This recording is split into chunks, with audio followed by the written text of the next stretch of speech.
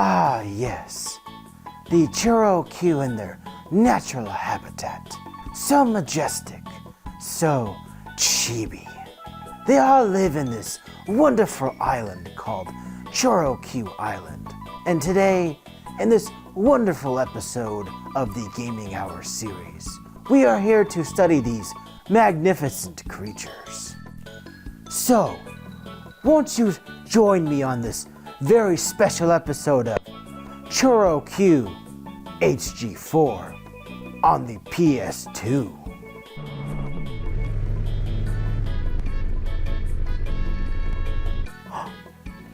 Oh, look! One of them is coming up to greet us. Hello, little car. We're making first contact with this lovely little creature. Now, first contact is always very crucial.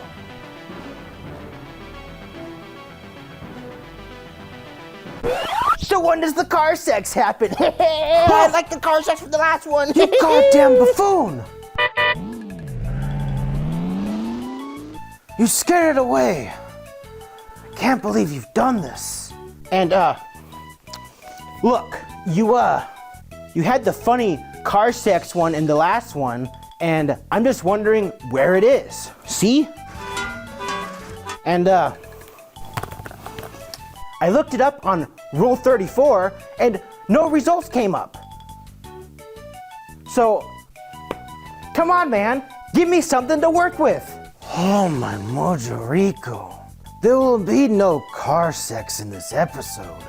Well then, I guess I'll have my FAP session somewhere else. The nerve of some people. I don't know. I can't do this accent anymore, this natural geographic accent anymore, whatever the hell. Well, guess it's time to game on, fellas.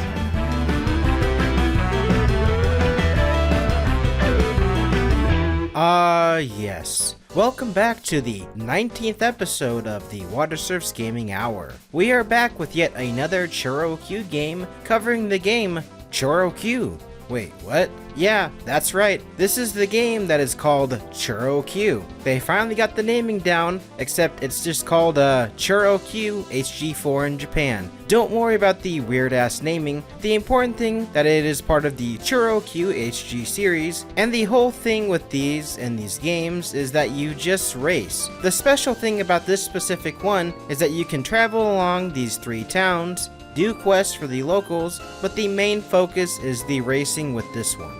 Yes. I know this may be weird for those that are new to the channel, or new to the Gaming Hour series, or just new to the ChoroQ series. If you are curious about some of the other games, I have an entire playlist of the ones that I've talked about thus far.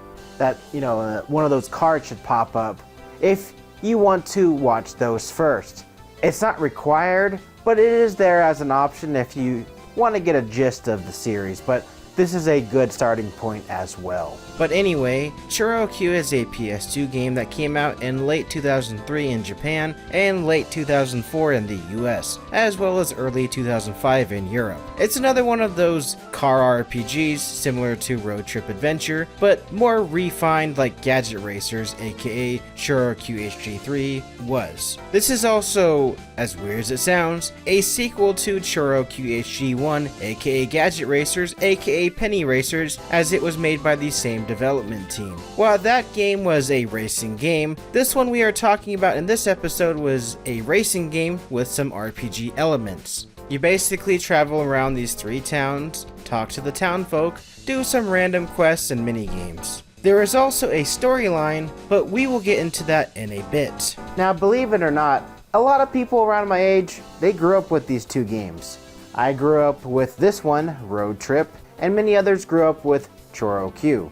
These probably were the most popular out of the 2, and probably the most famous ones out of the entire ChoroQ series, despite being a very niche series, of course. Let's go ahead and actually start the game up. Upon booting it up, you get greeted with the Atlas logo, Persona, when they used to publish games before Sega bought them out, and this flashy ass intro. God damn, this intro goes really hard for no reason whatsoever. This is also a weird side tangent, but I see this quite frequently as the ChoroQ Universe Discord server uses it whenever a new person joins the server.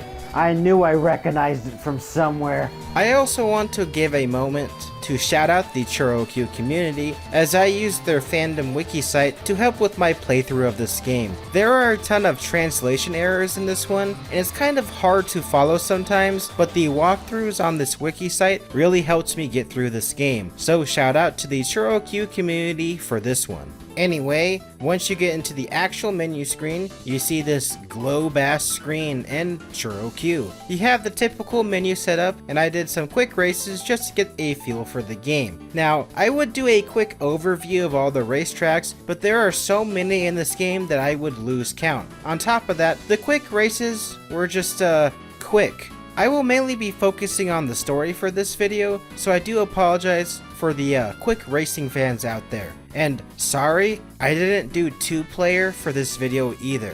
I know that's gonna piss some of you off. Can't believe it. This is the 3rd episode we have to bring back the hashtag cancel Watersurf. I'm starting to see a trend here. Lazy writing or something that actually needs to be done. You decide in the comments down below. Officially starting the game up, you get greeted with some basic questions. Pick a house, boy/girl, birth month, pick a keychain, what car do you want, what is your name, and then you get the lore drop of the ChoroQ Island and its racing history. Then it opens up with what appears to be a flashback, following some orange car that is crucial to the plot storyline. A green car ends up crashing, and the orange car wakes up from their dream, and then you're thrusted out into your adventure as you meet up with your best friend/rival, Barrett, who practically mows you down. He basically tells you it's time to enter into the Beginner's Cup and work our way to the Grand Prix to become the greatest racer or whatever. Yo, Barrett, you and me, we're gonna be the greatest racers the world has ever seen. Yeah, then I can make all the humpies in the world. Wait, what? It's gonna be great. Just you wait. Once I start winning some races, I'm gonna get car laid. Oh my Mojo Rico. Now this is the part of the video where I'm going to diverge into 3 different sections. First, I want to talk about the wackiness of the various towns and quests and minigames. Then I will be chatting about the various races, and then I will be ending it off with the main storyline. Just keep in mind that this video will be bouncing a bit around with, plot wise, but then I will follow the main storyline/plot and the last section that I mentioned. Welcome to my house. Now get the out of here. Ah, yes. Whenever you enter anyone's house that has nothing to, really important to say to you or whatever, you get greeted with this weird ass zoom in thing. I kid you not. This is one of the weirdest things about this game. Now, normally when you are supposed to talk to someone, with an NPC or whatever, the camera does this, normal camera movement thing like you're seeing now. But hey, that's not important. Let's talk about the towns. So remember how HG3's episode, I said there was only 4 areas to explore? Yeah, this one only has 3. Cool, huh? Less is sometimes better in this case. First up is Brachy Town. This is a small green town by an ocean full of nice houses and flowers. It's the town where you start out in, and honestly, doesn't really have too much to do until later in the game. It is the home of a plot crucial character though, but we'll get into them later in this episode, of course. I will mention that there is this cool ass minigame where you had to go into the sewers to find some dudes though. I guess their boss was like, "Oh, I can't do this, I need a racer's help. Go down there and get him, bro." Like, really? You just didn't want to climb around and bro?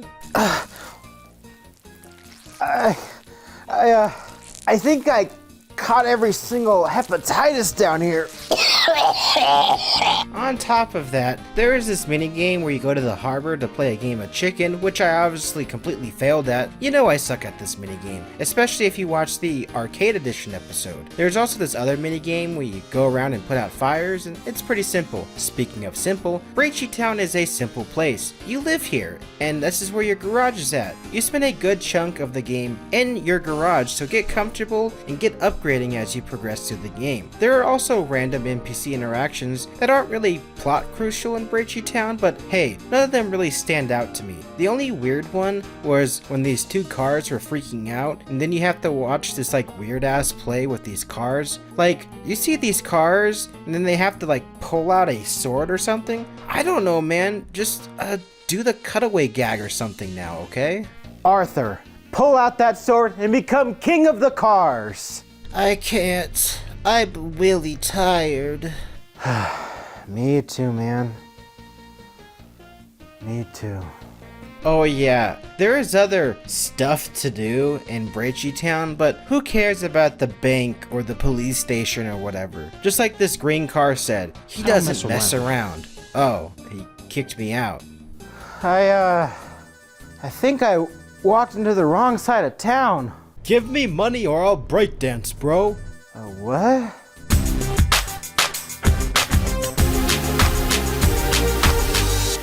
It's time for Pokey Town. This is a town that has seen better days, as it's not in the best shape. It's basically what you would call a ghetto, as it's run by a gang called the Tough Chicks, but that's also plot crucial, so we'll have to skip over that. You know what isn't plot crucial? These random kids that come out of nowhere and beg for money. Yeah, this is the part of town that has these kids that bother you until you give some money to them. One will wriggle, one will fly up into the air, and one will literally fart on you until you give them money. Like, what the hell, man?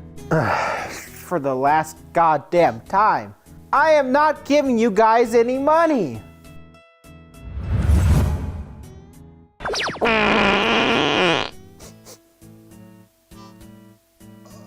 Oh. Want to give me money now? I think he's dead, you moron. Oh, should we, take his wallet then? There are a few other mini games in this town, some that I actually may think benefit you in the long run, but they are weirdly hard. One of them you have to drive around, but you can't really control your steering, and the other one is to like adjust your engine or something. I don't really know how to 100% explain them, but yeah. There is also this other one where you have to bump into some dude and you race him alongside of this cliff, so that one was neat. I guess there's also slot car racing, but that one sucked. Now it's time to move on to Nyaki Town, and I'm probably saying that wrong, so I'm sorry to that one guy in the comments that's going to correct me. This one is literally a town on the bay, and a town on the bay is where all the rich people live. Eat the rich. Am I right, gamers? Ow. Political jab much? Anyway, this town on the bay has a lot going on, but also a little going on. You have to come here a lot for like plot crucial things, but you can't really interact with anyone in this town until you get to a certain part of the game plot wise, as well as time-wise. Yeah, there is also a calendar system and a certain mileage system that I have ignored thus far, but it's not really important for this section of the video. What is important is that there is this mail delivery minigame and a lot of the interactions with the characters that sort of benefit you. This pink guy gives you a cool body, not really, and this guy gives you access to a lab that lets you create new parts that lets you become a godsend later in the game. Oh yeah, don't even get me started on the shopping minigame you do with Princess Anya, who gets progressively more mad at you for not keeping up at speed or something. Like, I'm sorry lady, jeez. Look, I'm sorry, car babe. Please don't be angry with me. He'll be fine. I think I spent too much time on that, but this is where the game shines the best, is the randomness and spunk of the various interactions you have with NPCs, when something actually happens. Now it's on to the actual core of the game, the racing. Now this is the part of the video where I get on the floor and push these little suckers around. Nah, I'm kidding. I'm gonna put this one in my mouth again. Ah! Ew, bro, I hope you at least wash those before you put those in your mouth. Someone take those toys away from him, please. Anyway, cruising right along, the racing is the core identity of this game. It's how you progress through the main story, get money, and it's just the core gameplay of this game. Obviously, there are apparently 13 different tracks with 3 different variations. That amounts to 39 different racetracks for your math geniuses out there. Each of these racetracks are also attached to the different islands on this little world map, as well as the different cups. On top of the different cups, some of them can only be accessed during certain times of the calendar year, talking to certain characters to unlock them, and or progressing through the certain mainline story. Racing? Islands? Calendars? Cars? What is this? A video game?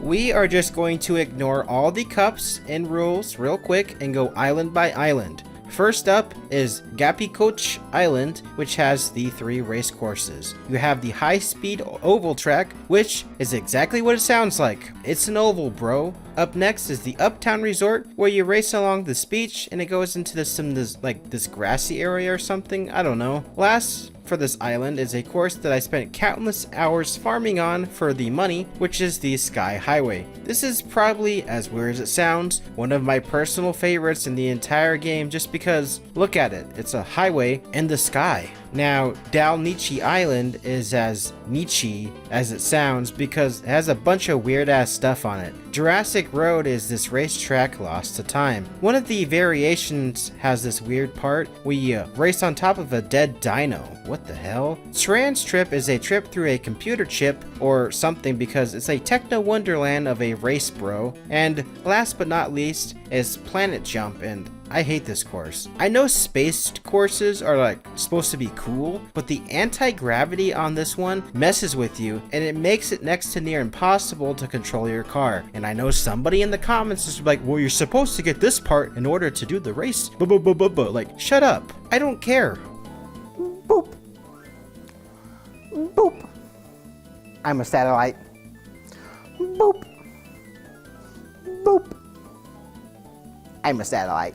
Reusing jokes from old videos, I see. Anyway, Outplaya Island has the Oriental Challenge and it's a race through a temple. One of the variations also has you racing next to a warship or something, I don't know. The other track is Good Old American and it's basically a race along good old Route 66 vibe type of track. Both tracks are very solid and nothing really hard about them. Consult Island is probably where things get a little wacky, and by wacky, I mean off-road or something, because Seaside Paradise is where you have to go off-road on the beach and also in the water. There is also this segment where this weird thing shoots at you. Like, what the hell, man? Dungeon Heat is this generic pyramid temple ass level, so nothing really else to say about it. And then Dangerous White is this snow level that also has this little water section with this submarine. But hey, at least there is a point where I had skis, bro.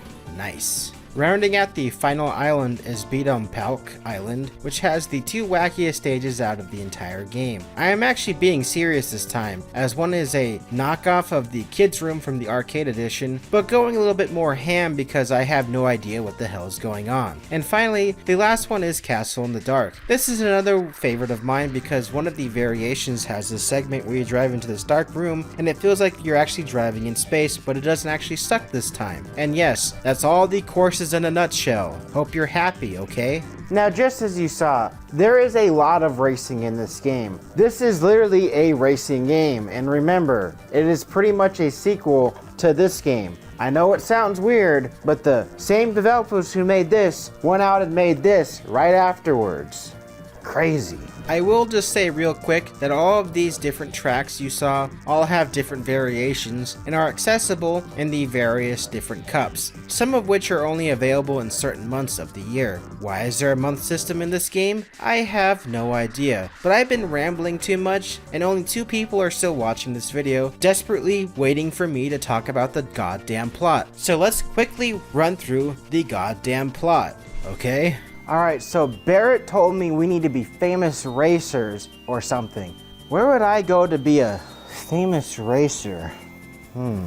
Bro, you won't believe it. I already got car laid like 3 times in a row. Racing is the best. Hey man, I hope you're using protection. That will come and bite you back in the ass if you aren't. I'm serious. Nah, man, I'm Barrett. I'll never die.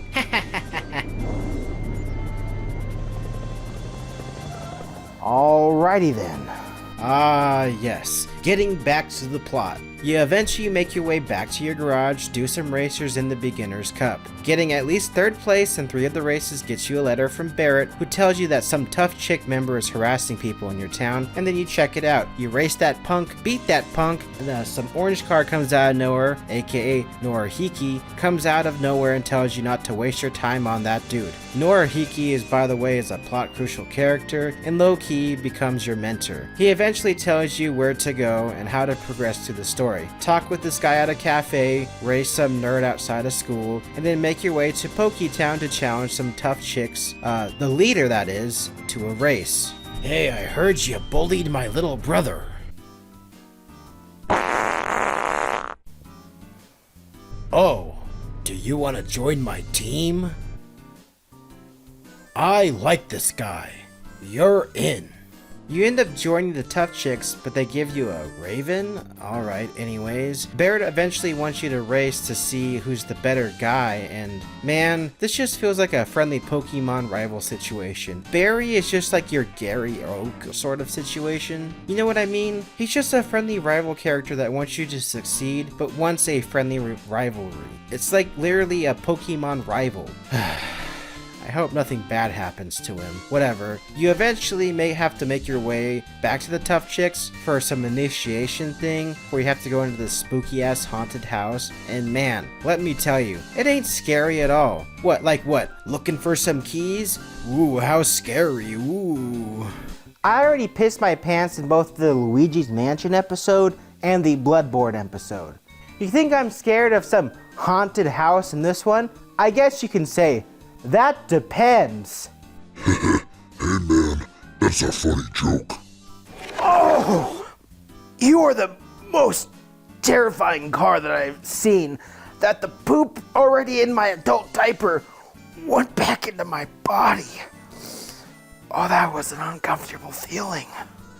Gross, man. Well, Barrett said he's on a team now, so now it's time for us to join, and this is the part of the game where I stubbornly joined Team Sovas, which is the hardest one to join. So I had to farm some money and some parts, but I managed to do it. It took way too goddamn long, by the way. I ended up trying out for the team and finally won, which let me finally enter into the pro races. Barrett was proud that we could finally race in the pro levels together. These are very simple, and this is where you're finally able to enter into the Grand Prix. Now, the great thing about the Grand Prix is that you have a teammate and your team has to win, not just you. Phew.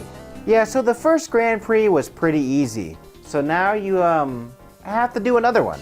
And of course, getting through all of those, you're finally able to enter into the Grand Prix level, which grants you another cutscene where Barrett is just like, yo, it's me, Barrett. Remember me? We're finally gonna be on that podium, bro. Yeah, of course I know who you are, idiot. We are the ultimate winners, my dude. Once we win, I'll get all the car snatch I want, my dude. Please don't call it car snatch. What? You don't want to get freaky? What? No, stop. Right in the tailpipe. You know what? I think I need to quit this show. Hey, let's check in on that Norahiki character. I'm probably saying his name wrong, but hey, yeah, that's probably a good idea. Yeah, let's do that. Oh yeah, I forgot. So I eventually learned more about his past and how he was best buds with Otto and Norkia. Then everything changed after the accident, and Norahiki went into the underground racing because he couldn't face his past. It's a heavy plot point, so I figured that I'd mention it. I also went out and got some flowers to deliver to Norkia's grave, which then his ghost's ass appeared, and then he was like, I forgive Norahiki or something. It was spooky because it was a ghost. Where was Luigi when you needed him, man? Bro, you gonna suck up that car ghost or what? That is not poggers, bro. I am just kidding though. It was an emotional scene as Norihiki finally got the closure he needed from his best friend. Speaking of best friends, it turns out that your best friend Barrett is in the hospital. Wait, what the f***? Yeah, apparently he has a problem with his gear, but you don't find anything out more until you progress more into the story. Bro was squeaking way too many cars if you ask me. And by squeaking, I mean... You eventually have to make your way into this fancy cafe and meet Princess Anya, who has this sparkle about her, and yeah, I know y'all would literally smash. Stop bringing it up, you weirdos. Anyway, you race her, and that gets you access to talk to Otto, but first you have to work your way through this maze of a castle. And what the hell, man? Who makes your castle like this? Who? What is this, Bowser? You know, it's really funny when I have guests, but I really gotta take a dump.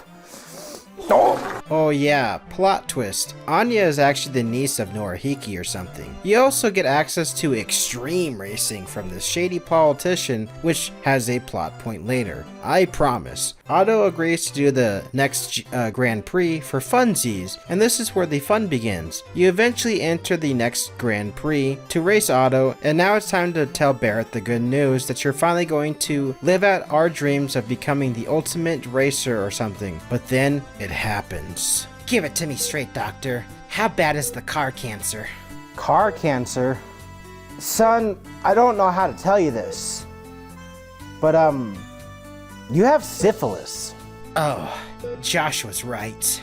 Yeah, you were going to wild car orgies, weren't you? Yeah, I was. No protection?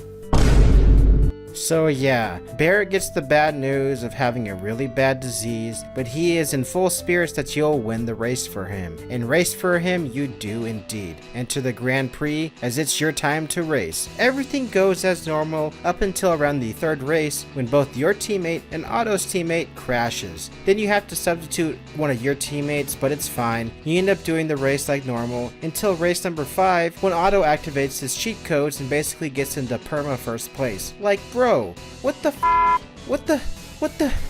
heck? Get back here, man. No, seriously. This was actually supposed to happen. Bro cheats. That's how he kept winning. He's a goddamn cheater. And then, when all hope seems lost, it all fades to black. And then, a familiar voice calls out to you.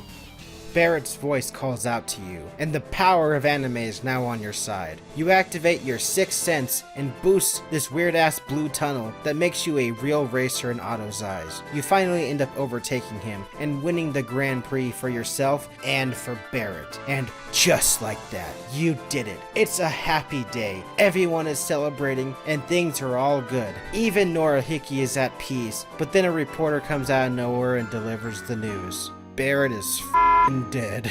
You then see his ghost fly down, look at you, and then fly up to the heavens. Credits roll. We were just contacted by the hospital and Barrett, he just passed away. What? I mean, I know I was making jokes throughout the entire video and there's his ghost car. I know I was making jokes throughout the entire video about him going to die, but honestly, I didn't see that coming during my entire playthrough. I know I'm laughing, but I need to walk this off. I need to walk this off. Barrett's dead. What the hell, man? How do I finish the gaming hour now? Mr. Surf, you must finish the game. Wait, I did finish the game. I saw the credits roll and everything. I'm done. Barrett's dead, so we're done. No. You have one last job to do. The post-game. Nah, I don't do post games. I figured you'd say that. Where did you get these? Finish the post-game and they'll never see the light of day.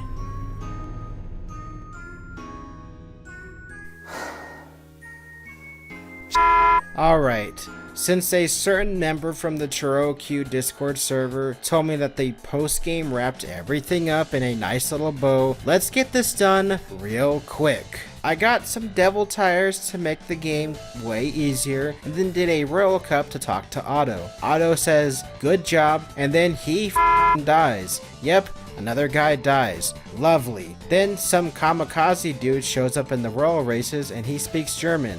Okay, cool, I guess. I also drove around some fountain for some guy and then went back in time to get some angel wings to make an angel engine, which lets me be overpowered. Like, seriously, dude, look at this. Both the devil tires and angel engine, I'm an unstoppable machine.